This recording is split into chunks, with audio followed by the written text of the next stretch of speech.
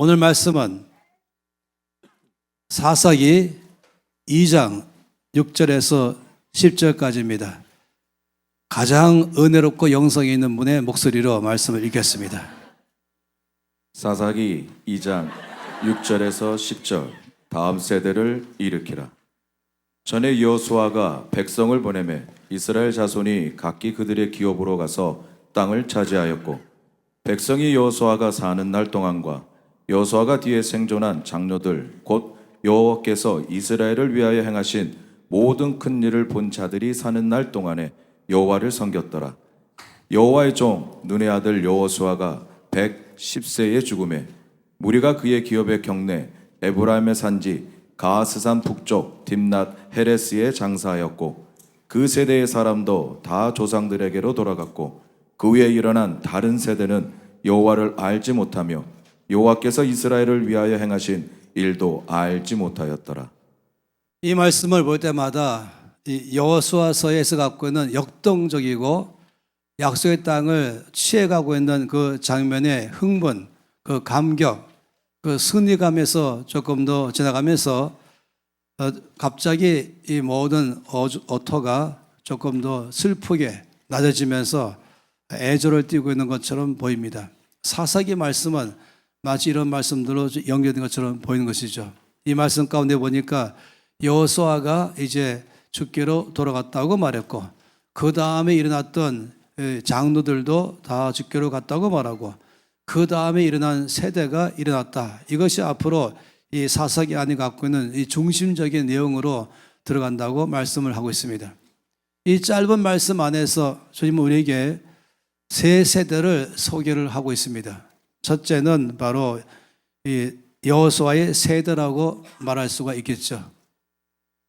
여호수아만 말한 것이 아니라 여호수아 같은 세대가 제1세대입니다. 그 여호수아의 세대가 죽었다고 말하고, 또 그 다음에 여호수아의 세대를 이어갖고는 이 장로들의 세대도 또 다 죽었다고 말했죠. 죽게로 갔습니다. 그 다음에 일어난 세대를 주님은 우리 가운데 주목하라고 말씀하고 있습니다. 왜냐하면 그 다음에 일어난 세대를 말하기를 다른 세대가 일어났다라고 말했습니다. 저는 그래서 다르기 때문에 X세대라고 이제 별명을 붙여보고 있습니다. 그러면서 이 세 세대에 갖고 있는 특성들을 말씀을 하고 있습니다. 여호수아의 세대 제1세대와 여호수아를 잇는 장로들의 제2세대가 갖고 있는 공통점은 다 하나님을 안다는 것에 있습니다. 하나님을 경험한 사람들이죠. 주님을 개인적으로 아는 것입니다. 두 번째는 하나님이 행하셨던 놀라운 일을 직접 또 그들의 삶에서 경험한 세대라고 말했습니다. 이런 세대의 특징을 말하기를 하나님을 잘 섬겼다라고 말하고 있습니다. 여전히 맡겨진 사역을 잘 감당하고 끝없이 하나님 나라를 확장하는 일을 했다고 말씀을 하고 있습니다. 그런데 이제 그 다음 일어난 세대에 대해서 주께서 우리에게 집중해서 주목해 보라고 말씀하는 것이에요. 그 다음 일어난 세대가 다른 세대라고 말했죠. 이 다른 세대가 참으로 특이한 말씀입니다. 다음 세대가 아니라 다른 세대라고 말한 것이에요. 그 제1세대와 제2세대와는 다른 세대, 이렇게 말하기 때문에 다른 세대이죠. 그건 이전과는 다르다는 것입니다. 아주 엄청나게 크게 다르죠. 첫째는 하나님을 이들은 알지 못하는 세대입니다. 또 하나님이 행하신 일도 경험하지 못한 세대라고 말했습니다. 이것이 이 세 번째 세대가 갖고 있는 특징이라고 말하고 있어요. 그러면서부터 사사기 2장 11절 말씀부터는 이제 이런 세대가 일어나기 때문에 어떤 일들이 일어나는가, 이들의 삶이 어떤 삶인가, 또 그 결과는 어떤 결과가 있는가에 대해서 쭉 사사기에서 우리에게 말씀하시면서 우리에게 설명하는 것은 이런 세대가 있다는 것을 말하고자 하는 것이 아니죠. 우리에게 말씀하시기를 그 뒤에서 말씀하는 주의 말씀은 너희는 그런 세대가 되어서는 안 되겠다, 또 그런 세대를 일으켜서는 안 되겠다라고 말한 것입니다. 정신을 바짝 차리고 있어야만 된다고 말씀을 하는 것입니다.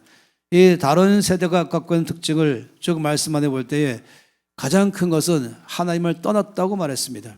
더 이상 하나님을 섬기지 않고 주를 버렸습니다. 이들을 애굽에서부터 이끌어내신 그 하나님을 섬기지 않았습니다.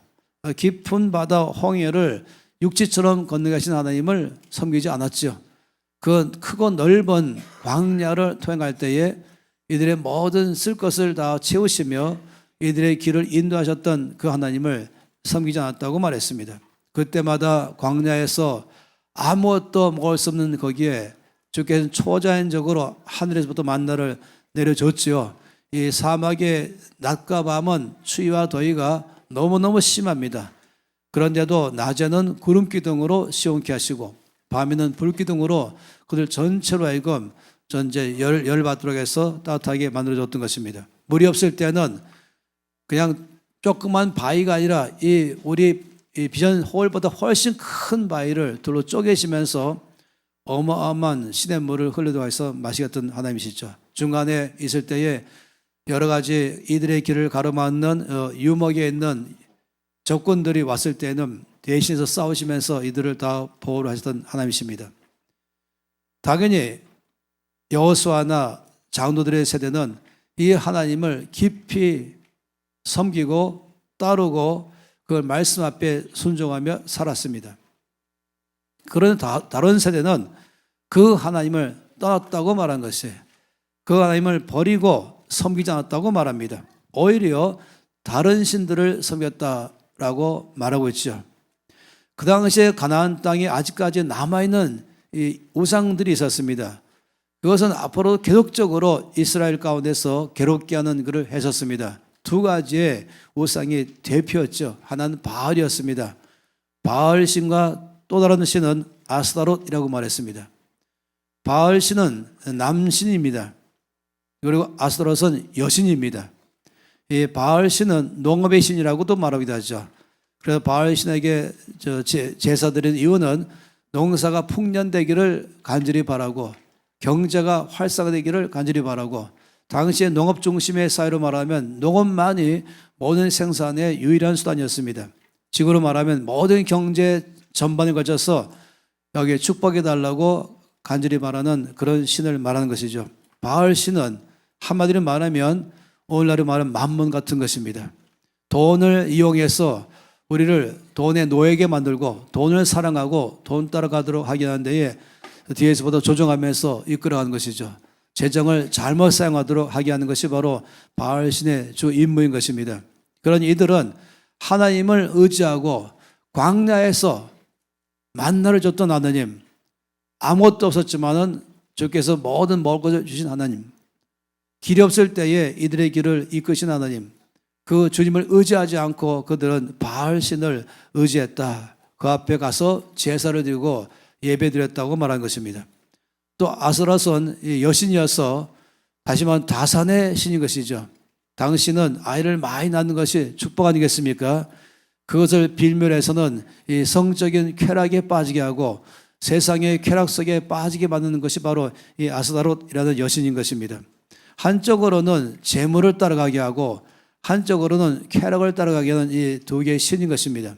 오늘날에는 여러 가지 얼굴을 바꿨죠. 지금도 여전히 나는 바알이다 라고 말하지 않습니다. 그러나 사방에 바알 신이 꽉 차 있기도 하죠. 지금이라고 조금 더 바뀐 것이 아닙니다. 주변 상황들은. 그걸 흔히 말할 때 이 세상이라고 말한 것입니다. 거기에는 바알 신이 가장 중요한 것으로 중심이 있죠. 재물을 통해서 하나님보다는 하나님을 의지하지 않고 돈 따라가는 삶을 살게 만들어 버리는 것입니다. 재물을 잘못 사용해 만들어서 나의 모든 삶의 목표를 돈 버는 데 있고 돈 많이 버는 데 있고 돈이 많이 벌어야 행복하고 돈이 많이 벌어야 부자이고 그래야 뭐든지 할 수 있고라는 이 한 가지로 꽉 가는 것이에요. 이거를 흔히 물질 만능주의라고 말하기도 하는 것이죠. 오늘날의 바알 신은 여전히 여러 형태의 얼굴만 바꿀 뿐이지 내면은 똑같은 것입니다. 근본적으로 본질이 안 바뀌었습니다. 이 아스타로스도 마찬가지죠. 여전히 이 사람들 하여금 잘못된 도덕관념을 갖게 하고 그냥 육신의 쾌락을 따라가게 하고 잠깐의 만족 가운데에 다 빠지게 만드는 것을 말하는 것입니다. 이와 같은 두 대표의 신이 이 다른 세대가 하나님을 떠나서 이 신들을 따라갔다라고 말한 것입니다. 이걸 하나님께서 말씀하기를 하나님 앞에서 악을 행하였다고 말하죠. 주께서 진노하셨습니다. 주를 의지하지 않고 그렇게 주께서 큰 은혜를 베풀었지만은 감사하지 않고 주를 의지하지 않고 다른 신들을 따라가는 그들에게 주면 진노하셨죠. 그래서 결과적으로 원수들에게 노략질을 당하게 했습니다. 사방에서부터 주변에 있던 여러 나라들이 일어나서는 이들을 수시로 공격했습니다. 이들을 장악했습니다. 그 다음부터 나오는 이 사사기의 역사들은 끝없이 그들은 주변 국가들에게 시달리는 삶을 살아가는 것입니다. 평안할 날이 없는 것입니다. 질서가 무너지고 평안이 깨지고 그리고 공의가 무너지기 시작하는 그런 일들이 연속적으로 발생했습니다. 끝없이 주님은 이들을 대적의 손에 넘겨버렸습니다. 어디를 가든지 재앙을 만났습니다. 한마디로 말하면은 처음부터 이 세상에 영향을 주는 세대로 불렀지만은 하나님을 굳게 믿을 때에 그때부터 그 일은 가능한데 주를 떠난 순간부터 그들은 이 세상에서부터 영향을 받는 사람들로 바뀌어버린 것입니다. 실패자가 됐습니다. 패배자가 됐습니다. 이것이 그 당시의 상태라고 말했습니다. 하나님은 더 이상 이들을 돕지 않으셨습니다. 왜냐하면 주님의 도움을 거절하기 때문이죠. 그래서 주께서 이들을 더 이상 돕지 않으시고 이들을 떠나셨습니다. 이들은 마음속에 하나님 두기를 싫어했습니다. 이들의 모든 삶의 원칙에는 주의 말씀의 원칙 따르지 않고 세상의 원칙 따라 사는 삶을 살아갔습니다. 이것이 다른 세대다라고 말하고 있는 것입니다. 세 종류의 삶의 스타일을 도표로 말해볼 수 있죠. 1, 2, 3번 이 땅에 사는 사람들의 75억 인구는 이 셋 중에 어느 하나의 삶을 살고 있습니다. 첫 번째의 사람은 자기의 삶의 바운드리 전체 가운데에 이것을 이끌어가는 중심에 있는 의자에 자기가 앉아 있는 것입니다. 내가 주인인 것이에요. 인간관계를 하듯이 결혼이든지 이성 문제든지 앞날의 계획이든지 모든 것마다 어떤 일을 할 때마다 자기의 힘과 자기의 지식과 자기가 갖고 있는 방법을 따라서 살아가는 사람입니다. 이런 1번 같은 사람은 예수 그리스도는 이들의 삶에 조금도 없습니다. 예수님은 이들의 삶의 바깥에 있는 것입니다. 이런 사람을 우리가 불신자라고 말하죠. 비신자라고 말합니다. 예수 그리스도를 영접하지 않은 사람, 예수 그리스도를 믿지 않는 사람, 예수님과는 아무 관계 없는 사람들을 가리켜 말할 때 이 첫 번째 사람입니다. 두 번째 사람은 자기의 삶 안에 예수님을 영접했습니다. 내 안에 예수님이 계시도록 했습니다. 그렇지만은 입으로는 주님이라고 말하는데 삶을 보면은 자기가 자기의 삶의 주인인 것이에요. 모든 결정은 내가 합니다. 예수님 주님이라고 말하지만 실제로는 주님께 예수님 요청한 것은 내가 결정할 때, 내가 계획 세웠을 때, 내가 일할 때마다 나를 잘 도와만 주세요. 내 계획에 협조만 해주세요. 내 생각에 대해서 내가 하는 삶에 내가 잘할 수 있도록 협조만 해주세요. 이렇게 말한 것입니다. 자기가 결정하고 자기가 계획을 세우고 자기가 진행하면서 주님은 단지 나의 보조자입니다. 어찌 보면은 예수님을 마치 종처럼 생각하는 것이죠. 예수님이 주님이 아니라 내가 주인이고 예수님은 내가 하는 것에 나를 잘 서포트하는 그런 나의 종처럼 그렇게 생각하는 것입니다. 이런 경우가 이 명목상의 크리스찬이라고 말하시겠죠. 그런데 안타깝게도 이것이 겉으로 보기에는 잘 안 보일 수가 있습니다. 아주 심하면은 목회자도 이렇게 살 수도 있겠죠. 그런 일이 없어야 되겠지만은 또 없애면 되겠죠. 또 장로님도 절대 그러면 안 되겠지만은 그럴 수도 있죠. 또 권사님도 그럴 수 있는 것이에요. 겉으로는 교회 나오고 있어요. 예배 드리고 있어요. 그렇지만은 모든 삶의 중심은 나 자신인 것입니다. 내가 결정합니다.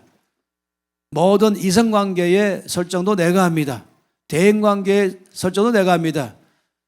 어떤 것을 시간을 작성할 때도 내가 다 결정하는 것입니다. 모든 돈 사용도 내가 합니다. 전반적으로 결정은 바로 나 자신인 것이죠. 단지 예수님은 내가 사는데 잘 살도록 도와만 주면 되는 것이에요.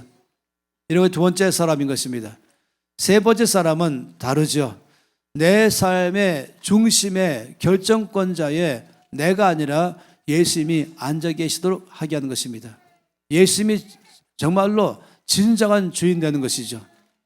그리고 나는 그 의자 앞에 앉아서 오직 주께서 말씀하심을 따라서 순종하며 살아가는 것입니다. 주께서 나의 앞날의 계획을 주님이 세우신 것을 나의 계획으로 받아들이는 사람인 것입니다. 어찌 보면 지혜로운 사람이죠. 실패하기 쉽고 어리석기 쉽고 아주 약한 나 자신인데 결정하는 것도 바보스러울 때가 많이 있고 생각하는 것도 엉뚱한 데 많이 있는 나이고 또 일할 때도 늘 힘이 없어갖고 일 감당 못하는데 전능자 주께서 계획을 세울 때는 실패가 없는 것입니다. 지혜롭습니다. 공평하시고 성공의 계획을 세우는 것이죠. 그래서 주께서 세우세요. 주를 따라가겠습니다 하는 것입니다. 나의 모든 삶 전체에 결정할 수 있는 의자의 자리에 정말로 명실상부 그대로 예수님만이 나의 주인 되십니다. 그리고 내 생각, 내 의견 다 내려놓겠습니다. 언제나 이 백지장으로 나가겠습니다. 내가 세우고 단지 거기에서 예수님 팔을 비틀어가면서 이걸 도와줘야 됩니다 가는 것이 아니라 주께서 말씀하신 대로 제가 쫓고 살겠습니다. 놀랍게도 이 세 번째 사람은 모든 삶에 질서가 있습니다. 모든 삶에 평화롭습니다. 실패가 없습니다. 성공의 삶을 살죠. 많이 말한 것처럼 내 힘으로 살아갈 때 나오는 결과는 내 힘과 내 지혜와 내 능력의 결과이지만 주님의 말씀하심을 따라 살아간다면 결과는 주님의 지혜로 나오는 것입니다.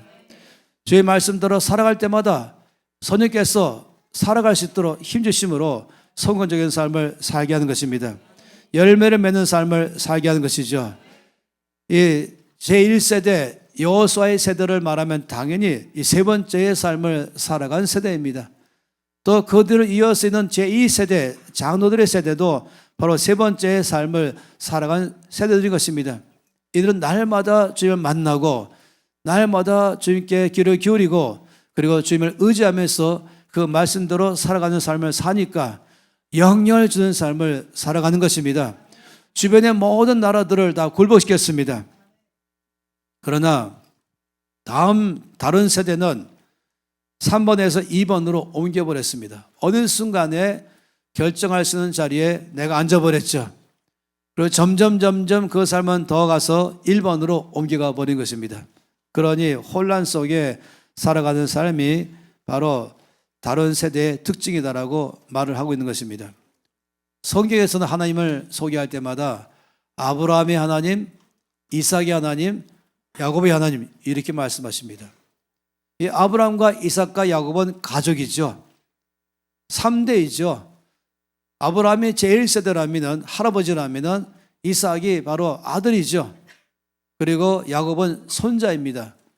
하나님은 아브라함의 하나님이시면서 동시에 이삭의 하나님이시면서 동시에 야곱의 하나님이십니다. 다시 말해 이 3대가 몽땅 다 하나님을 잘 섬기는 세대라고 말하고 있습니다. 출애굽기 3장 6절 말씀 가운데서 하나님께서 말씀하시기를 나는 내 조상의 하나님이니 아브라함의 하나님, 이삭의 하나님, 야곱의 하나님이니라. 그렇게 하나님께서 모세에게 하나님을 소개하니까 모세가 그 앞에서 두려워서 얼굴을 가렸었죠. 또 3장 15절에 하나님이 또 모세에게 말씀하시기를 너는 이스라엘 자손에게 가서 이렇게 말하라. 너희 조상의 하나님 곧 아브라함의 하나님, 이삭의 하나님, 야곱의 하나님께서 나를 너에게 보내셨다 하라. 이는 나의 영원한 이름이요 대대로 기억할 나의 칭언이라 라고 말했습니다. 하나님을 소개할 때에 아브라함의 하나님, 이삭의 하나님, 야곱의 하나님 이걸 말한다면 3대에 걸친 하나님 이렇게 말한 것이죠. 다시 말하면 믿음의 3대라고 말한 것입니다. 나는 3대입니다 말한 것이 주의해서 말해야 됩니다. 나는 4대입니다 말할 때 주의해서 말해야 됩니다. 나는 5대라고 말할 때 주의해서 말해야 됩니다. 나의 오대조 할아버지가 아니면 할머니가 예수 믿었다고 해서 나도 자동적으로 예수 믿는 것을 말한 건 아닌 것이에요. 이건 믿음의 세대를 말한 것이지 혈통적으로 나의 할아버지가 예수 믿었다고 해서 손자인 손녀인 나도 당연히 3대라고 말할 수 없다는 것입니다. 그냥 그 집 출생이라 해서 그 집 사람이라고 해서 자동적으로 믿음의 세대는 아니라는 것이에요. 이 제1세대에서 제2세대에 갈 때에도 자동적으로 제2세대가 믿음의 세대는 아니었습니다. 그들도 동일하게 여호수아의 세대가 주를 경험한 것처럼 장로들의 세대도 마찬가지로 주님을 경험할 때에 바로 그들의 하나님이 되는 것입니다. 이렇게 말한다면 제3대인 손자뻘인 제3대도 당연히 예수 믿는 게 정상 아니겠습니까? 그래서 성경 말씀 우리에게 말하기를 경고하는 것입니다. 그 집에서 태어났다고 해서 나의 할아버지가 예수 믿었다고 해서 나의 아버지가 예수 믿었다고 해서 나도 예수 믿는다라고 말하지 말라는 것입니다. 내 아들도 다음에 예수 믿는다고 말하지 말라는 것입니다. 혈통적으로는 가족일지 모르지만은 그것이 믿음의 세대라고는 말할 수 없다고 말한 것입니다. 아브라함이 주를 만났다면은 이삭은 나의 아버지 하나님이 아니라 이삭은 나도 하나님은 나의 하나님은 돼야 되는 것입니다. 이삭도 주를 만날 때에 하나님은 이삭의 하나님이 되는 것입니다. 이삭이 말할 때마다 나의 아버지 하나님 이렇게 말한다면 나는 경험하지 못한 것이죠. 서의 말씀 가운데서 너희 하나님 이렇게 말할 때와 나의 하나님 이건 다른 것입니다. 이 바울은 로마서에서 나의 하나님이 너희에게 복줄거다 명확하게 말한 것입니다. 어떤 사람들은 당신의 하나님이 이렇게 말한다면 나하고는 상관이 없는 것이죠. 어떤 사람은 하나님을 장인으로 모신 사람도 있습니다. 어떤 사람은 하나님을 시아버지로 모신 사람도 있는 것입니다. 그러면 자기의 믿음이 아닌 것이죠. 나의 아버지 하나님이 나의 하나님이 될 땐 바로 나의 하나님이 되는 것이죠. 그러니 아버지 믿음이 자동적으로 내 믿음 되는 건 아닌 것이에요. 또 나의 믿음이 자동적으로 내 자녀의 믿음 되는 건 아닌 것이에요. 내 배에서 태어났다고 해서 내가 믿었다고 해서 내 배에 태어난 나의 자식도 자동적으로 예수 믿을 것이라는 것은 착각인 것입니다. 누구나 다 거듭나야만 그리스도인 될 수 있습니다. 이 땅에 나올 때는 엄마 뱃속에 나왔지만은 예수를 믿는 것은 거듭남으로 믿는 것입니다. 다시 태어나는 것입니다. 예수를 영접할 때에 그때 하나님의 자녀가 되는 것입니다. 그러니 아브라함의 하나님이라고 해서 자동적으로 이삭의 하나님은 아니라는 것이에요. 또 할아버지 아브라함, 아버지 이삭의 하나님이라고 해서 야곱도 자동적으로 야곱의 하나님은 아니라는 것입니다. 각 사람마다 자기의 믿음으로 주를 만나야 되는 것입니다. 주를 만나서 주를 경험할 때에 그때 바로 믿음의 세대라고 말한 것입니다. 그래도 안 믿는 사람의 자손들보다는 믿는 사람들의 자손이 예수 믿는 확률은 훨씬 많지요. 계산할 수 없을 만큼 많지요. 그렇지만 또다시 오해하면 안 되는 것입니다. 아버지가 믿었다고 해서 자식도 손자도 증손자도 자동적으로 믿을 것이라고 생각한다면 그건 큰 오산이라는 것입니다. 오히려 이렇게 말한 건 참으로 어렵지만은 또 다 그런 케이스는 아니지만은 아주 극히 적지만은 오히려 목사의 자식들이 목사가 아닌 자식보다 더 믿음 없는 경우도 있다는 것입니다. 장로의 자녀가 장로 아닌 자녀보다도 더 믿음 없는 세대가 될 수 있다는 것입니다. 권사의 자녀가 권사 아닌 자녀보다도 훨씬 더 믿음 없는 삶을도 살 수 있다는 것입니다. 오히려 더 심하게 예수 안 믿을 수도 있다는 것입니다. 왜 그런지 아십니까? 그런데 이 도표 때문에 그런 것입니다.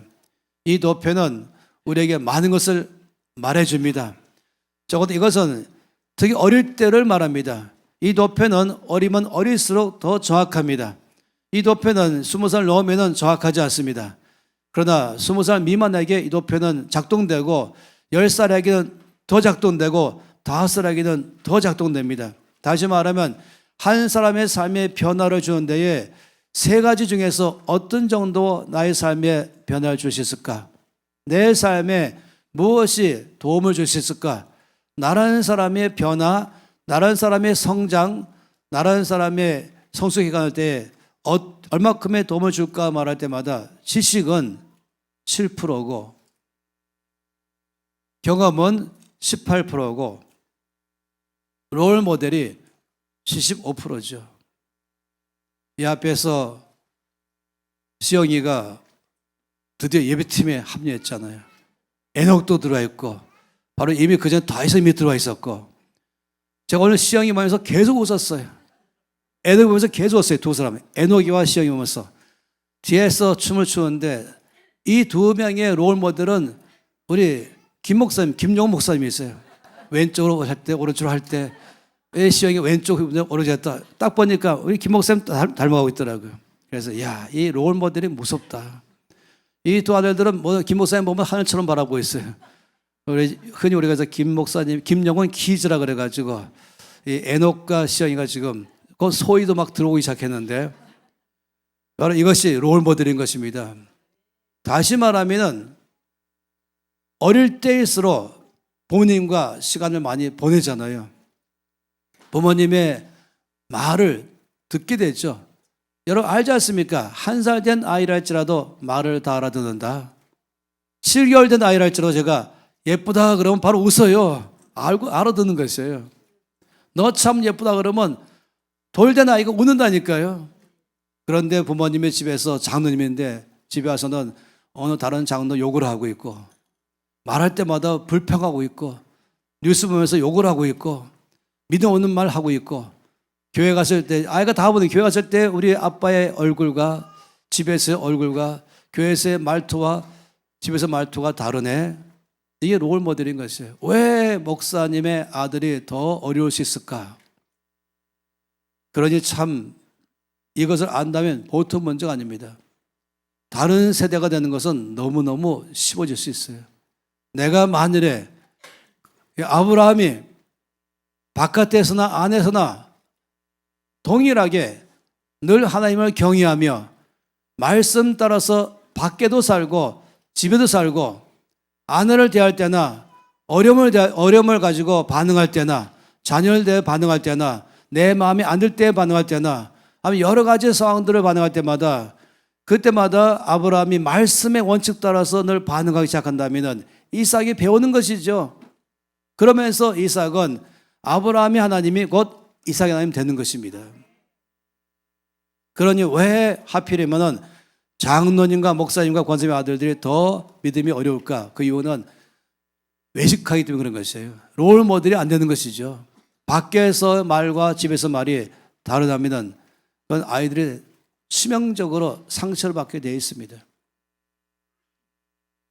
차라리 밖에서 나쁘고 안에서 나쁘면 상처를 덜 받아요.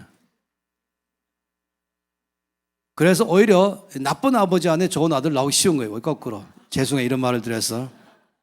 그러니 저도 그렇고 늘 아주 신경 쓰는 문제인 것입니다. 더구나 어떤 부모님들은 특히 아빠들은 돈만 벌어주면 다 됐지. 너의 삶의 변화는 학교에서 하는 것이야. 큰 착각입니다. 교육은 칠후력이 안 된다니까요. 대부분 집안에서부터 교육인 것이에요. 교실은 집이고 선생은 아빠입니다. 이 도표를 보고 있으면 뭘 볼 수 있냐면 마치 바톤 터치하는 것처럼 보입니다. 제1주자가 뛰어가고 바톤을 제2주자에게 넘겨주고 또 제2주자가 바톤 들고 뛰어가서 기다리고 있던 제3주자에게 바톤 주는 것인데 이 도표를 보고 있으면 지금 4세기 말씀에서는 제1주자에서 제2주자는 성공적으로 바톤을 넘겨서 잘 뛰었는데 제2주자가 제3주자에게 바톤을 제대로 넘겨주지 않은 것이에요. 소홀히 여긴 것이죠. 그래서 바톤이 떨어져 버린 것입니다. 이에 관한 동영상들이 참 많이 있죠. 어제 또 김진선 목사님이 이 강의를 또 4세기 때문에 했었는데 잠깐 이 바톤 떨어지는 동영상을 잠깐 보겠습니다.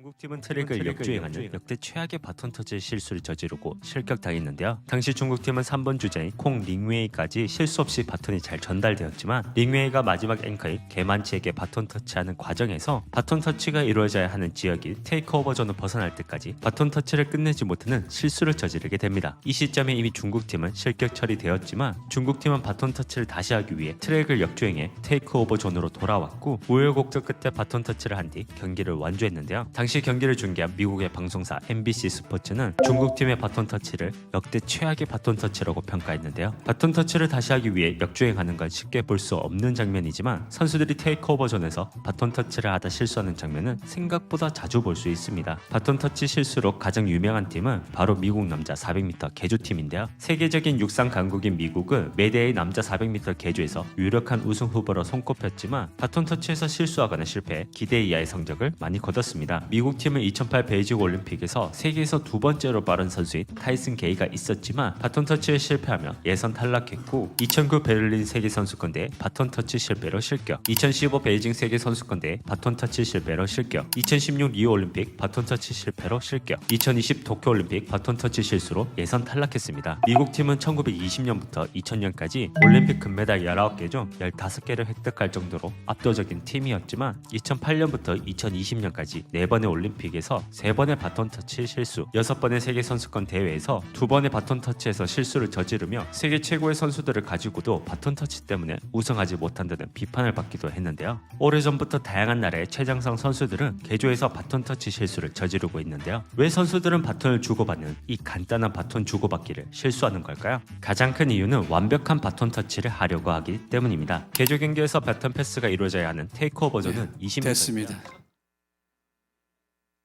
사실상 우리가 지금 이 사사기를 보면서 하나님께서 우리 가운데 절대로 우리에게는 그런 일이 일어나면 안 된다라고 말씀을 하는 것입니다.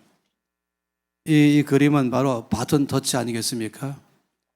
이 사사기에서 제1세대가 제2세대에게 잘 넘겨줬습니다.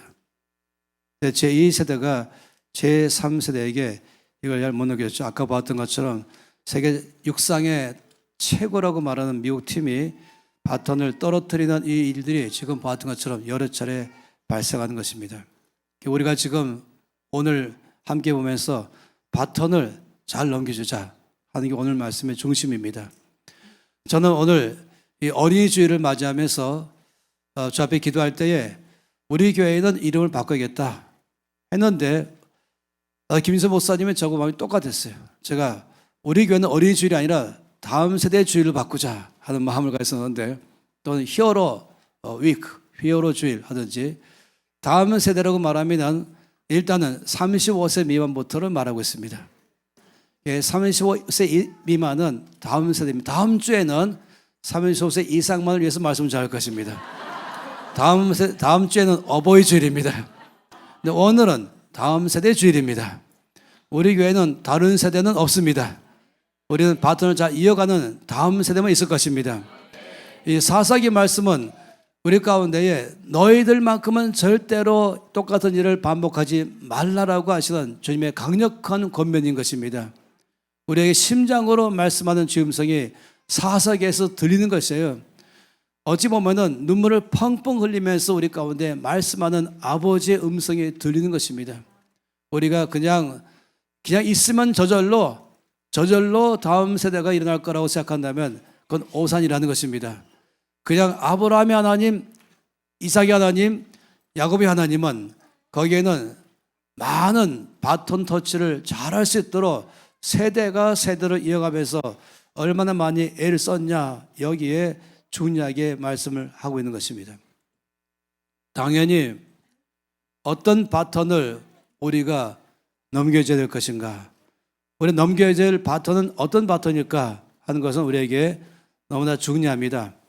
이 디모데전서 4장 12절 말씀에는 먼저 집 안에서부터 또 교회 안에서부터 학교 안에서부터 그리고 NCMN 안에서부터 사회 안에서부터 우리가 다음 세대에게 바톤을 넘겨줘야 할 위치에 있는 사람이라면, 다시 말하면 35세 이상 된 모든 사람들이라면 그렇게 말한 것이고요. 또 35세 미만도 제가 여러 세대로 나눴어요. 일단 다음 세대가 35세 미만이지만은 NCM에는 35세 미만은 4개로 나눴습니다. 그래서 35세 미만에서 18세 이상까지를 한 또 다음 세대 제1세대, 그 다음에 10대들을 가지고 제2세대를 보았죠. 그래서 유스 히어로 캠프를 열고 있어요. 그 다음에 10대 미만들에 대해서는 우리가 키즈 히어로 캠프를 해서 제3세대를 말하고 있습니다. NCM과 대덕교회는 최근에 올해 1월 달에 선교원을 열었습니다. 제4세대를 일으키는 것입니다. 다음 세대 중에서도 4등분하는 것이에요. 35세 미만 중에서도 18세 이상의 제4세대 중에도 1주자, 그 다음에 유스 히어로를 통해서 갖고 있는 이 유스 히어로들에게 제2주자, 키즈 히어로들이 제3주자, 그 다음에는 더 아래 선교원의 세대를 가리켜서 제4주자로 보는 것이에요. 멀리 봐야 되는 것이죠. 그러니 자동적으로 이 앞에는 에녹이나 아니면 서준이나 다 포함해서 또 시영이나 또 소희나 그냥 보이는 것이 아닌 것입니다. 지금 말한 몇 사람을 대표로 말하고 보이지만은 우리가 바라볼 때마다 35세 미만에도 자연적으로 이 4등분을 보면서 어떻게 바톤이 계속 이어져 갈 것인가. 첫 번째가 35세 이상 된 우리 모든 사람들이 35세 미만들에게 어떤 바톤을 넘겨줄 것인가. 그리고 35세 미만에서 18세 이상들은 10대들에게 어떤 바톤을 넘겨줄 것인가. 10대들은 또 키즈들에게 어떤 바톤을 넘겨줄 것인가. 키즈들은 이 선교원에 있는 이 히어로들에게 또 넘겨줄 바톤 무엇인가. 다 똑같은 바톤입니다. 디모데전서 4장 12절 말씀에 먼저 이 바톤의 5가지 영역을 말씀하고 있습니다. 거기 말씀은 누구든지 내 연수함을 없이 여기지 못하게 하고 오직 말과 행실과 사랑과 믿음과 정절에 있어서 믿는 자의 본이더라. 이것은 물론 사도 바울이 디모데를 가리켜 말하면서 디모데에게 성도들을 양육할 때 롤모델로 양육하라고 말하고 있지만 이것은 동시에 우리 모든 세대에게 말씀하는 것입니다. 오늘 우리 가운데 말씀하는 것입니다. 먼저 집 안에서부터, 가정에서부터, 또 가정 안에 부모는 자녀에게, 형과 누나와 언니는 동생들에게, 동생은 또 밑 동생들에게, 우리 끝없이 이 면에서 이어져 가는 바톤의 롤 모델이 이어져 가야 되는 것입니다. 첫째가 말이라고 말했죠. 이 말, 영어로는 스피치라고 말했어요. 그냥 저건 말하는 것이죠. 말하는 것 자체가 아주 중요한 바톤 터치의 핵심인 것입니다. 정직한 말을 해야 되죠. 거짓말하는 것을 아예 이것은 암세포보다 더 무섭다고 여겨야 되는 것입니다. 하얀 거짓말도 없는 것이에요. 거짓말을 아주 쉽게 말하는 그런 부모님이라면 자녀는 바로 따라가게 돼 있어요. 말이 롤모델이 돼야 된다. 정직한 말을 해야 된다. 거짓말을 입에서 제거시켜버린다. 어느 집이든지 우리가 결정하는 것은 우리 가정의 최고의 가치는 정직입니다. 해야 되는 것이에요. 거짓말은 우리 집에는 용납될 수 없습니다. 암세포보다 더 무서운 것이 거짓말이다 라고 결정해야 되는 것입니다. 부부 사이도 마찬가지고 뭐든지 롤모델로서 정직인 것이죠. 남을 칭찬하는 말이 돼야 되죠. 긍정적인 말을 해야 돼요. 남을 비방하고 비판하고 욕하고 경멸하고 중상모략하고 이런 말이 아니라 칭찬하는 말, 긍정적인 말, 믿음의 말, 용서의 말, 감사의 말, 격려의 말을 하는 것입니다. 남을 흉보고 욕하는 것이 아니죠. 부정적으로 말하지 말아야 되죠. 불평하고 염려하고 두려워하고 불만 갖는 것은 아닌 것입니다. 자녀에게 화를 내는 것이 아닌 것이죠. 아니 반대로 무관심해도 안 되는 것이죠. 말할 때마다 이 잠언에 얼마나 많이 말을 말씀했습니까? 말은 양면성이 있어요. 도약을 주기도 하고 양약을 주기도 하는 것입니다. 내가 말할 것 따라서 최고의 양약이 될 수 있는 것입니다. 또 내가 말을 따라서 최고의 도약이 될 수 있습니다. 10번 말 잘하다가 한 번 도약을 먹이면 그게 치명적이죠. 10번 도약 먹다가 한 번 양약 먹는 것이 아니잖아요. 한 번의 도약이 치명인 것이에요. 그러니 이 말에 있어서 먼저 본이 되기로 결정하는 것이에요. 내가 넘겨줄 바톤의 첫 번째는 말이다 하는 것입니다.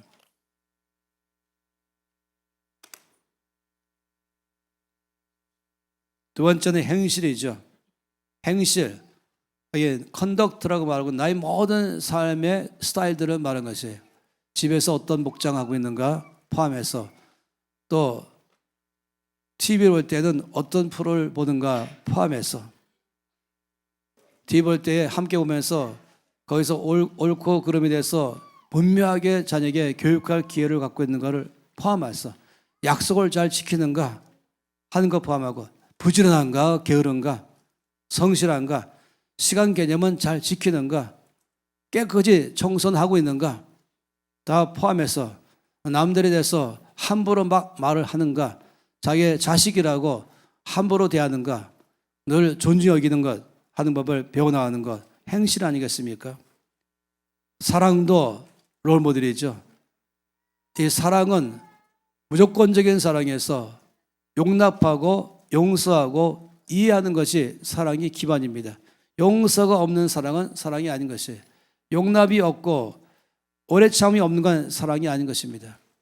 이해해 주는 것이, 또 존중이 여기는 것이 사랑의 표현 아니겠습니까? 믿음은 네 번째로 롤모델 영역이죠. 믿음의 삶, 말씀을 대하는 자세가 집에서 있어야 배워나가는 것입니다. 기도하는 시간은 필요한 것이고, 예배가 필요하고, 가정 안에서부터 믿음의 삶을 롤모델로 보여줘야 되는 것입니다. 우리 NCM에서는 키즈스쿨들이 있어서 무대에 기대에 나오지 않습니까? 그러면 예배를 드릴 줄 아는 아이와 못한 아이가 나오는 것이, 아주 어리다면 이해되지만은 적어도 이제 7살, 8살 되기 시작하면 다 보여요. 제가 참 어렵지만은 가정에서 드리는 예배가 그대로 여기 나오는 것입니다. 그러니 모든 면에서 네 번째, 이 믿음의 롤모델이 되라고 말씀하십니다. 마지막으로는 정절이라고 말하죠. 깨끗함, 거룩함, 이 땅에서 깨끗이 못한 것과 구별할 줄 아는 삶을 가리켜 말하는 것입니다. 또 에베소서 6장 4절 말씀에는 아비들아 너희 자녀를 노엽게 하지 말고 오직 주의 교훈과 훈계로 양육하라. 참 어려운 주님의 주문이지만 다른 방법은 또 없습니다. 자녀를 훈계하고 양육할 때에 주님의 교훈과 훈계로 양육하라고 말하고 있습니다. 다시 말하면 자기 생각대로, 자기 감정대로, 자기 말대로 하는 것이 아니라 언제나 무슨 말을 할 때마다 말씀의 원칙 가지고 알려줘야 되는 것이에요. 왜냐하면 조금 있으면 금방 커버려요. 잠깐 사이에 커는데 20살 되기 시작하면 그때부터는 훈계가 안 됩니다. 훈계는, 양육은 20세 미만을 가리켜 말합니다.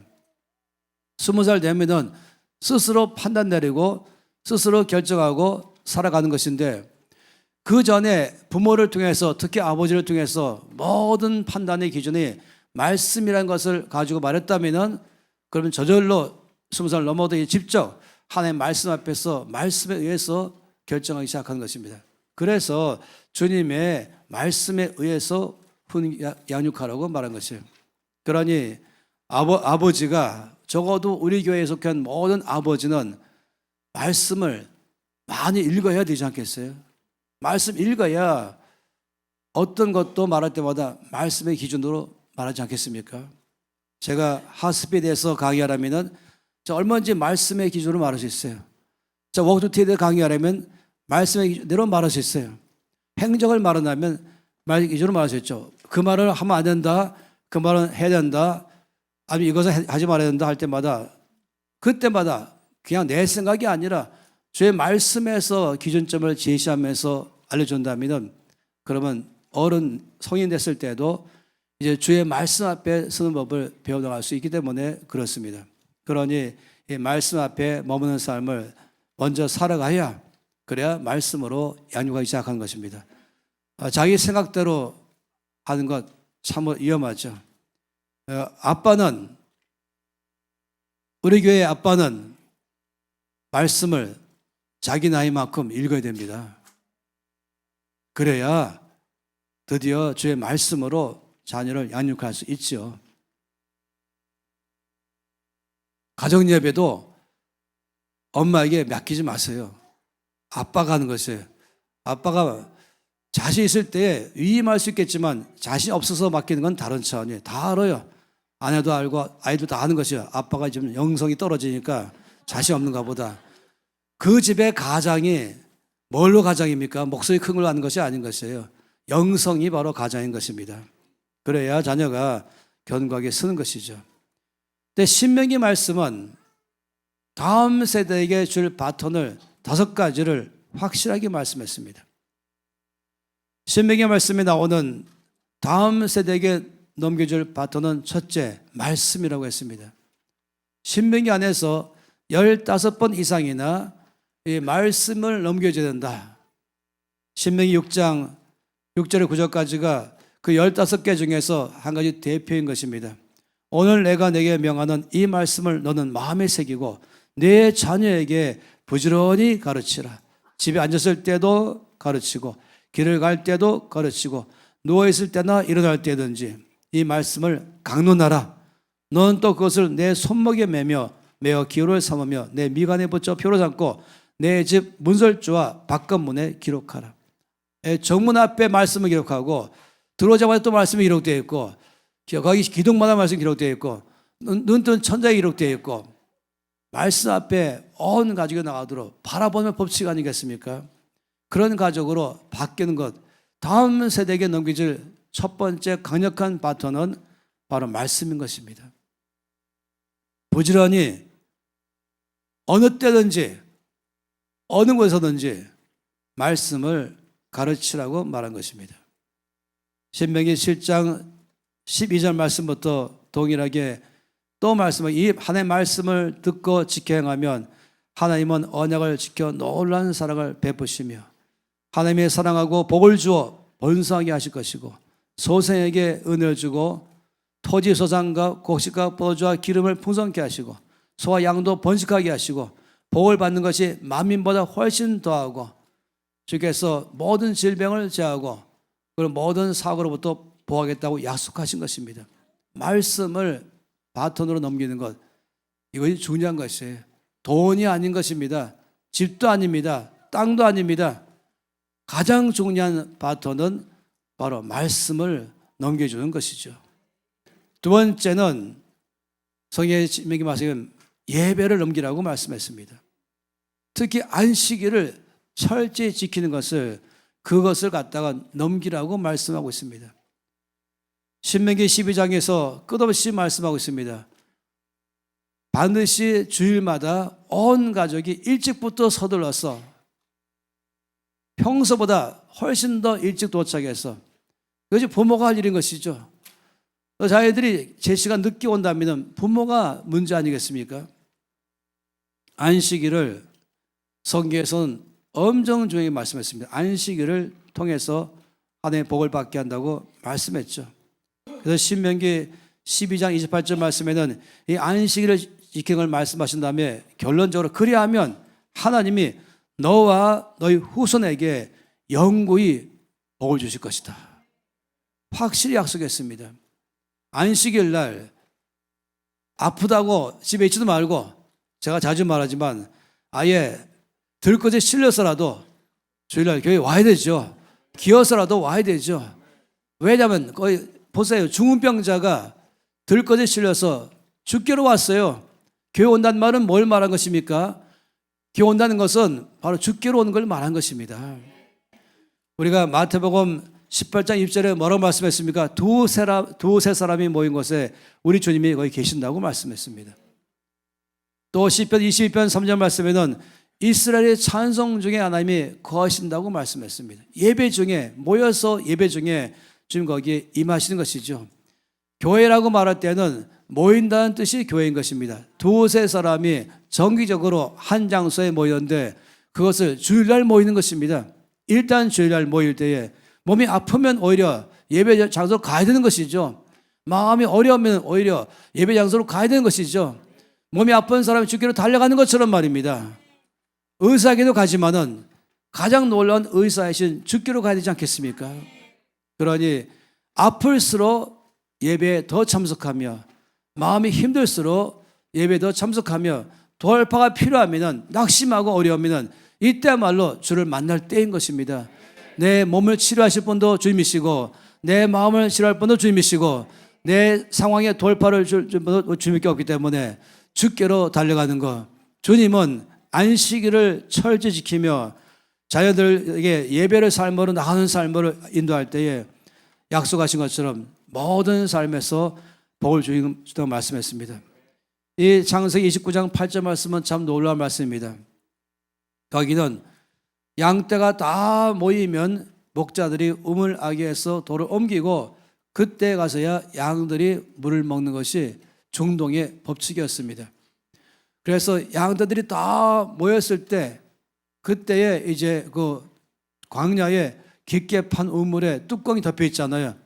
그럼 그때 가서야 뚜껑을 열고 난 다음에 물을 벗어 다 모이는 것입니다. 온 성도가 함께 모였을 때에 하늘의 문을 여시고 우리 가운데 생수를 부어주셔서 치료하고 회복하고 새 힘을 주고 강건한 역사를 주어서 우리에게 영향을 주는 삶을 살게 하는 것입니다. 이거 주님 나라의 원칙인 것이죠. 세 번째로 신명기에서 다음 세대에게 넘겨줄 바톤을 말할 때 11조라고 말씀했습니다. 11조는 하늘 창고문을 여는 열쇠입니다. 11조는 내가 하는 모든 일에 주께서 범사에 축복하시고 형통케 할 수 있는 비결인 것입니다. 11조는 모든 것의 주인이 하나님이신 것을 공개적으로 증명하는 나의 믿음의 명확한 표시인 것입니다. 그러니 재물을 다루는 법을 가르쳐야 되죠. 유대인들은 자기의 자녀가 어릴 때부터 재물을 다룰 수 있도록 용돈을 막 주는 것이 아니라 얼마를 주고 나서 이것을 돈을 어떻게 사용하는 법을 가르치고 또 같이 의논하고 어떻게 돈을 썼는지를 보는 것입니다. 또 돈을 평소에 모아놨다가 자기 자녀 12살만 딱 되면 목돈을 줍니다. 이걸 가지고 앞으로 성인 됐을 때에 이제 자기가 스스로 자립할 수 있도록 그 받는 그 돈이 목돈이 100만 원이든지 10만 원이든지 1000만 원이든지 그 형편 떨어주는 것이죠. 빚내주는 것이 아니라 그럼 모아서 아이는 이것을 저축하기 시작하죠. 그리고 좀 더 이자가 높은 데다가 장기적으로 저축해서 이제 8년 후에 받을 만한 곳에 넣었다가 꺼내서 또 그 푼푼이 그 다음에 돈이 모일 때마다 조금씩 저축하고 헌금하고 저축하면서 모아서 자기가 20살 될 때는 자립하는 것이에요. 그 다음 모은 돈 갖고 이제 사업하든지 뭘 하든지 시작할 수 있는 것입니다. 그러니 재물 다루는 법, 이것이 바로 자녀에게 줄 수 있는 바톤인 것입니다. 거기에 재물 다루는 것의 첫 번째가 11조하고 헌금하는 것부터 가르치는데 여러분 이걸 다 아실 것이에요. 특별히 제가 여러분에게 이것이 얼마나 중요한지를 따로 말씀 안 드려도 대부분 다 잘 아실 것입니다. 네 번째로 넘겨줄 바톤은 가난한 사람들을 항상 돌보게 하는 것이 바톤입니다. 신명기에 얼마나 많이 말씀하는지 모르겠습니다. 가난한 사람을 돌봐준 것이 얼마나 큰 축복인지. 아니 성경 전체 가운데 1500번이나 가난한 사람을 돌아보는 아버지의 마음을 보여주면서 가난한 사람을 돌볼 때 주는 축복이 얼마나 큰지를 말하고 있습니다. 유대인들은 매주 토요일만 되면은 자기 집 식구 다 데리고 옥회 사역을 나갑니다. 정상적인 유대인은 그렇게 합니다. 그렇지 않은 유대인은 정상이 아닌 것이에요. 그럴 때는 2살 된 아이, 자기의 두 발로 걸어갈 수 있는 아이에게는 반드시 손에다가 그 아이가 가질 수 있는 만큼을 들고 가게 만들어준 것이에요. 직접 들고 가게 하고 직접 주게 만들어준 것입니다. 어릴 때부터 돈 다룰 줄 알며 예배 드릴 줄 알며 말씀을 대할 줄 알며 가난한 사람을 대하는 것을 어릴 때부터 가르치는 것입니다. 왜 주께서 유대인들에게 가장 큰 축복을 줬습니까? 왜 노벨상의 23%가 유대인들이 차지하는 것입니까?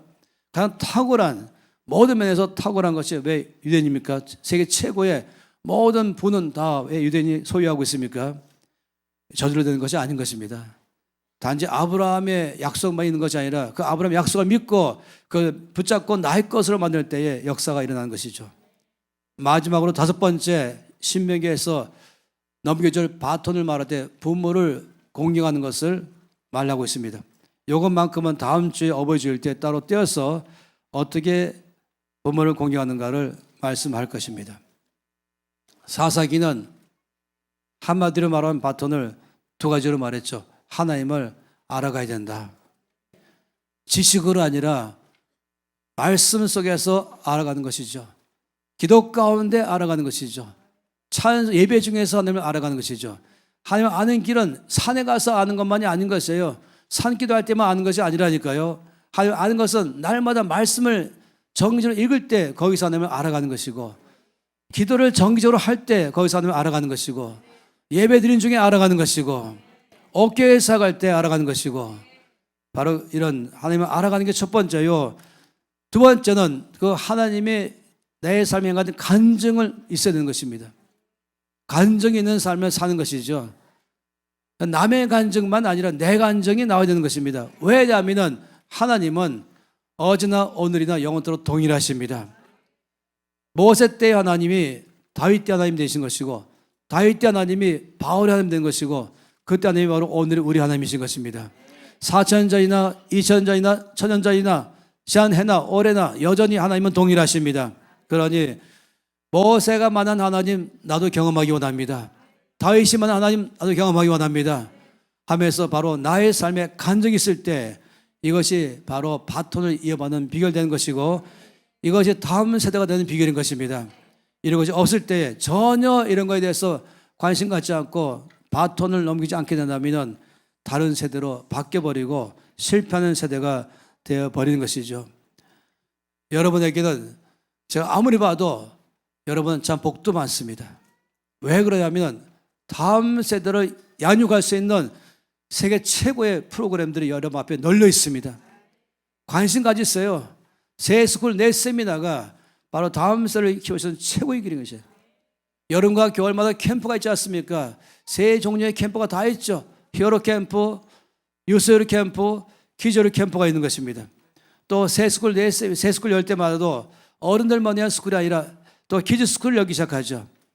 그만 아닌 것이 키즈 스쿨을 수료한 사람에게는 그 다음 해에는 그 키즈 스쿨에 간사로 들어가죠. 초등학교 4학년이라 할지라도 간사가 되는 것이에요. 그러면서 또 배우는 것입니다. 그 외에도 우리 교회 안에는 NCM이 주고 있는 모든 특권을 다 누리고 있잖아요. 이 기독학교는 얼마나 놀라운 다음 세대를 위한 최고의 훈련 아니겠습니까? 이렇게 케냐 갔다 오는 것과 필리핀 갔다 오는 10주간은 갔다 오지 않은 아이들과 비교하면 월등한 차이가 나버린 것이에요. 엄청난 차이를 만들어 버린 것이죠. 끝없이 여러분 주변에 지금 사방에 널려 있는 다음 세대로 키울 수 있는 모든 기회들을 여러분 취하시기 바랍니다. 부모는 취하시기 바랍니다. 씨앗바람 이렇게라도 취하시길 바라는 것입니다.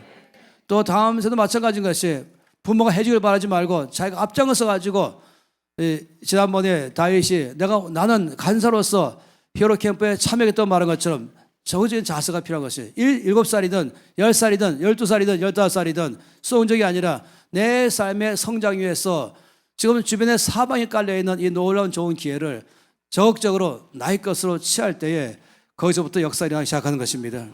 저는 저희 어머니가 예수 믿었지만은 아주 초신자 중에 초신자에서 제 스스로 어릴 때부터 양식 먹기 위해서 찾아 나섰습니다. 6살 때부터 찾아 나섰어요. 좋은 거 있으면 다 취하기 시작하고 새벽기도 나가기 시작하고 어떤 일 있으면 제 시간을 내가면서 말씀 앞에 나가고 기도로 나가고 집회에 있으면 나가고, 제가 만약에 오늘 시대에 산다면 얼마나 좋았을까 할 정도로 말입니다. 것입니다. 이렇게 엄청난 캠프가 있고 엄청난 스쿨들이 있는데 제 서양상 분명히 10살이 할지라도 앞장서 갔을 것이에요. 10살에도 앞장서 갔을 것이에요. 바로 그런 여러분 모든 다음 세대 되기를 또 바란 것입니다. 여러분의 주어진 이 놀라운 기회들을 적극적으로 활용하십시오. 부모님만 활용하는 것이 아니라 여러분도 다음 세대도 다 활용하십시오. 저는 15살 된 히어로가 새벽에 나오는 걸 보고 싶어요. 저는 한 번도 빠지지 않고 나갔었거든요. 주님이 쓰임받는 것은 우연이 아닌 것이에요. 행운이 아닌 것이에요. 심었기 때문에 거두는 것입니다. 말씀 보고 주 앞에 엎드리기 때문에 지금 쓰시는 것입니다. 사매를 주 앞에 어릴 때부터 주 앞에 머물기 때문에 그를 사용하신 것입니다. 내가 아무것도 땅에 심지 않으면서 열매를 거둘 생각하지 마십시오. 10대들에게 말하고 20대들에게 말하는 것입니다. 여러분은 투자할 때인 것입니다. 성령에 투자할 때인 것입니다. 그렇기 때문에 모든 주변에 주어진 좋은 기회를 절대로 남에게만 다 주지 말고 여러분이 취하십시오. 제가 시간 없어서 한 가지 안 하고 도표 하나로 끝내고 싶어요. 이게 뭔지 아십니까? 이 그림은 밥주걱입니다. 밥주걱은 얇아야 됩니다. 아주 얇고 가급적 면적이 넓어야 됩니다. 그리고 손잡이는 짧아야 됩니다. 왜냐하면 휴대하기 쉽게 하기 위해서 그런 것이에요. 그리고 때릴 때는 면적이 크니까 소리가 크게 납니다. 그러니까 순간적 마찰이 크면서 통증이 크게 나는 것이, 근데 멍이 절대 안 됩니다. 몽둥이로 때리면 면적은 좁으면서 멍이 들어버리고 또 사람이 다리도 부러지게 하는 것이에요. 이 밥주걱, 10대 미만의 부모들은 밥주걱 필히 지쳐 마시기 바라는 것이에요. 핸드백에 화장품보다도 밥주걱을 넣어야 되는 것이에요. 그리고 4가지를 적어 넣죠. 앉아서 말한 것입니다. 이 밥주걱은 언제 사용되지 않느냐? 거짓말할 때, 도둑질할 때, 형제가 싸울 때, 부모의 말에 불순종할 때는 이 밥주걱은 여지없이 날아간다. 성경 말씀 가운데 많은 말씀하고 있으면 아이를 훈계하지 아니하려고 하지 마라. 채찍으로 때려도 죽지 않을 것이다. 내가 그를 채찍으로 때리면 그 영혼을 수월해서 구원할 것이다. 매를 아끼는 자는 자식을 미워한다. 자식을 사랑하는 자는 근실이 징계한다. 근실이란 말은 때를 맞춰서 시적절하게 하는 것이에요. 때와 장소를 잘 구별하는 것이죠. 채찍과 꾸지람이 지혜를 주거늘 임의로 행하게 버려둔 자식은 어미를 나중에 눈물 나게 만들죠. 심장에서 눈물 터지게 하는 것이에요. 지멋들하게 놔둔다면 모든 아이들은 다 어리석습니다. 정상입니다. 말씀으로 잡아주면서 주의 말씀에 순종하는 의지를 키워야 돼요. 의지를 꺾지 마세요. 의지를 순종할 줄 아는 의지로 발전하게 만들어주는 게 필요한 것입니다. 우리 교회는 저희 말씀 준비하면서도 한쪽으로는 굳이 말씀할 필요가 있을까? 다음 세대를 보니까 다 잘 살고 있는데 그러다가 어른들 보니까 말씀하겠구나. 여러분 보니까 말입니다. 우리가 다음 세대를 잘 키워야 되겠습니다. 이 나라의 미래의 소망은 다음 세대에게 있습니다. 우리 교회의 미래의 소망은 다음 세대에게 있습니다. 전 세계에 대한 하나님 아버지의 뜻을 펼치는 모든 열쇠는 다음 세대에게 있습니다. 바톤을 잘 넘겨주십시다. 부지런히 넘기십시다. 그리고 다음 세대들은 더 정신 차리면서 주 앞에 함께 나가십시다. 손 높이 들겠습니다. 함께 기도하십시다. 35세 미만은 다음 세대를 위해서 더 전심으로 나가기로 결정하시고 35세 미만은 다음 세대로서 더 책임 가지고 주 앞에 나가는 삶을 살기로 결정하는 것입니다. 저는 이 신명기 말씀이 우리 가운데 가진 바톤의 열쇠라고 생각합니다. 말씀 앞에 붙잡는 것, 예배와 안식일 주의를 잘 지키는 것, 재정을 잘 다룰 줄 알며 거기 첫 번째가 11조와 헌금을 생각하면서 네 번째 가난한 사람을 돌아보는 사역하는 것, 부모를 공경하는 것, 이것이야말로 넘겨줄 다음 세대와 받아야 될 다음 바톤인 것입니다. 아버지 이것을 주겠습니다. 아버지 이것을 받겠습니다. 주는 사람은 주시고 35세 미만은 받으시면서 이걸 꽉 잡고 뛰면서 내 삶을 살아내는 일을 하기를 원합니다. 함께 주여 외치면서 아버지 이 다음 세대에 이 바톤 5가지를 넘기고 또 다음 세대 나로서 이 5가지 바톤을 받겠습니다. 주여 주겠습니다. 주여 받겠습니다. 함께 기도하시겠습니다. 주여 예수의 할렐루야 꾸고 할렐루야 인류 구원의 아버지 주 앞에 간절히 구합니다. 다른 세대가 아니라 다음 세대를 일으켜서 여호수아의 하나님이 또 장로의 하나님이 되며 또 다음 사람이 되어서 온 땅에 영광 꽉 차게 하며 이 나라를 견고하게 세우며 교회를 부흥케 하며 세상의 영광 꽉 차게 하는 쓰임받는 땅에 일어나게 하여 주시겠소. 역사하여 주시겠소. 아버지의 뜻을 정확히 땅에 이루어 주시겠소. 주님을 사랑을 들고 구성 누비는 나라 되게 하소서. 아버지 다음 세대를 힘있게 일으켜 주시옵소서. 이들 다니엘 같고 모세 같으며 다윗 같으며 에스라 느헤미야 같으며 요시야 같으며 예레미야 같으며 바울 같으며 이 땅에서와 교회에서와 열방 가운데서 아버지를 영롭게 하는 데 쓰임받는 세대가 되게 하여 주시옵소서. 말씀을 이들은 넘기겠습니다. 예배의 삶을 넘기며 재정을 넘기며 어깨의 삭을 넘기며 부모 공격을 넘기겠습니다. 아버지 그래서 교회가 부흥하는 데 이들을 사용해 주시며 이 나라가 견고하게 강하게 서게 하는 데 통일을 이끄는 데 쓰게 하시며 열방을 섬기는 코리아로 이들을 사용하여 주시옵소서. 그래서 아버지 물이 바다를 덮음같이 여호와의 영광을 인정하는 것이 온 땅에 가득하게 하는 일을 바로 다음 세대를 통해서 성취되게 하여 주시옵소서. 주 예수 이름으로 기도합니다. 아멘.